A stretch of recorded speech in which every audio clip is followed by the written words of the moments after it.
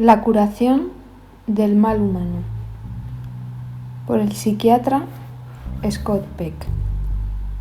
Este artículo está recogido en el libro Encuentro con la sombra. El problema del mal constituye un misterio tan difícil de resolver y las piezas del puzzle se hallan tan enredadas entre sí que aunque la investigación científica arroje cierta luz respecto al mismo hecho de tratar de desentrañarlo, suele agregar más confusión a la ya existente. Además, el asunto es de tal magnitud que ni siquiera resulta razonable esperar alcanzar otra cosa más que atisbar un ligero vislumbre de la imagen global. De hecho, como suele suceder con cualquier otro intento prematuro de la investigación científica, termina suscitando más preguntas que respuestas nos ofrece. En realidad, no podemos separar el problema del mal del problema del bien, ya que donde no existe bondad, difícilmente podemos plantearnos siquiera el problema del mal. Para comenzar, es necesario distinguir entre el mal y el pecado. La gente mala no se caracteriza especialmente por sus pecados, sino por la sutileza, persistencia y consistencia de estos. El principal defecto del mal, pues, no radica en el pecado mismo, sino en nuestra negativa a reconocerlo. Los delincuentes habituales suelen estar calificados con algún tipo de diagnóstico psiquiátrico que abarca, en términos profanos, desde la locura hasta la impulsividad, pasando por la agresividad y la falta de conciencia moral.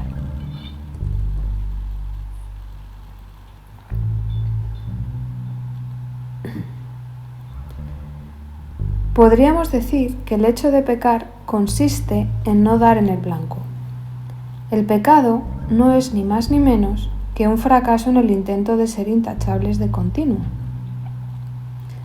Si usted es lo suficientemente escrupuloso como para no cometer ninguna de esas acciones, pregúntese si recientemente se ha mentido o se ha engañado usted mismo o ha hecho las cosas peor de lo que podría haberlas hecho, lo cual obviamente también es una forma de traicionarse a sí mismo. Si hay un hecho indiscutible es que todos somos pecadores. Un rasgo muy particular, sin embargo, de la conducta de las personas malvadas consiste en el fenómeno del chivo expiatorio. En su intimidad, estas personas se consideran libres de todo reproche y por consiguiente no dudan en atacar violentamente a quienes les critican. De este modo, para mantener su imagen de perfección, deben terminar sacrificando a los demás. Consideremos, por ejemplo, el caso del niño de 6 años que le pregunta a su padre: «Papá, ¿por qué llamas puta a la abuela? Te he dicho 1000 veces que no me molestes», ruge el padre. «Ahora verás, te voy a enseñar a no decir más palabrotas. Vamos a lavarte la boca con jabón, a ver si de este modo aprendes a permanecer callado de una vez». Luego, el padre arrastra al niño escaleras arriba hasta el lavabo y le infringe el castigo prometido, perpetrando una acción malvada en nombre de la disciplina.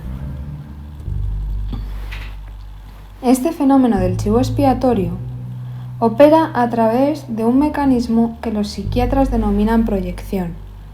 El sujeto se siente tan intachable que resulta inevitable que atribuya cualquier problema que aparezca al mundo.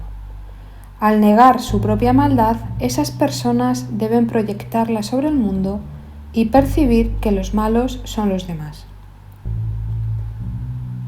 En el libro El camino menos transitado, se define al mal como un ejercicio de poder político, es decir, una imposición abierta o encubierta sobre los demás para evitar su crecimiento espiritual. El problema es que se equivocan en la ubicación del locus del mal. En lugar de atacar a los demás, deberían ocuparse de destruir su propia enfermedad. El problema, sin embargo, no es tanto que odien la vida, sino que no aborrezcan al pecador que albergan en su interior. En mi opinión, no se trata de una falta de conciencia. Hay personas, tanto dentro como fuera de la cárcel, que carecen de toda conciencia moral o superego. Los psiquiatras les denominan psicópatas o sociópatas. Su ignorancia les lleva a cometer todo tipo de crímenes con una especie de negligencia temeraria. Pero su criminalidad no parece estar movida especialmente por el fenómeno del chivo expiatorio. La inconsciencia de los psicópatas les hace despreocuparse de casi todo, incluyendo su propia criminalidad. Parecieran hallarse tan felices dentro de la cárcel como fuera de ella. En pocas ocasiones intentan encubrir sus crímenes, y cuando lo hacen sus esfuerzos son débiles, indiferentes y mal planificados. Este tipo de individuos ha sido calificado de modo imbécil moral, y su despreocupación es tal que roza en ocasiones hasta la misma inocencia. Su bondad, por tanto, no es más que una apariencia, que una mentira. Solo mentimos cuando estamos intentando ocultar algo que sabemos que no es correcto, y así funciona el psicópata. A diferencia de lo que ocurre con la carencia de toda sensación de conciencia moral del psicópata, las personas malvadas están permanentemente obsesionadas por esconder su maldad bajo la alfombra de su consciencia, lo cual distingue a las personas malvadas del resto de los seres humanos. Pecadores mentalmente enfermos es el tipo de dolor del que intentan huir. Esta incapacidad de afrontar el sufrimiento que les produce la toma de conciencia de sí mismos hace que estas personas sean extraordinariamente refractarias al trabajo psicoterapéutico.